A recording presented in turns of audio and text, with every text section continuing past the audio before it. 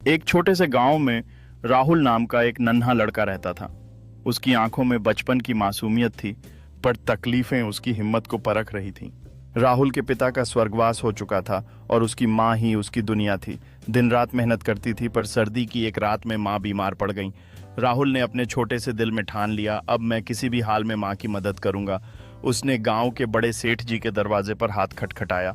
सेठ जी ने क्रोधित स्वर में पूछा, क्या चाहते हो? राहुल ने नमन करते हुए कहा, सेठ जी मेरी माँ बीमार हैं, कृपया मुझे काम दीजिए। सेठ जी ने कहा, बगीचे की सफाई कर दो। राहुल ने बिना देर किए काम शुरू किया।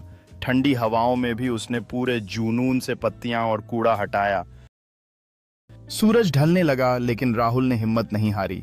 उसने ठंडी रात की आहट महसूस की, पर उसकी मां की बीमारी ने उसे और अधिक प्रेरित किया। संध्या के समय जब राहुल ने 2 रोटियां मांगी तो सेठ जी ने केवल एक सूखी रोटी थमाई और उसे डांटकर भगा दिया। राहुल की आंखों में आंसू थे, पर वह हारा नहीं। उसने सोचा, माँ के लिए यही रोटी ले जाऊंगा। घर पहुंचा तो माँ बेजान पड़ी थीं। वह रोटी 2 टुकड़ों में बांटकर एक माँ के लिए, एक अपने लिए रख ही रहा था कि दरवाजे पर एक साधु आए। साधु बोले, बेटा मुझे भी कुछ दो।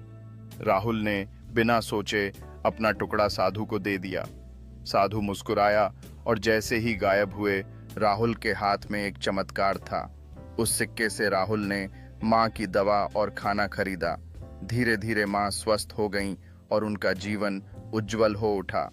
यह कहानी हमें सिखाती है, ईमानदारी और दान की शक्ति सदा मीठा फल लाती है।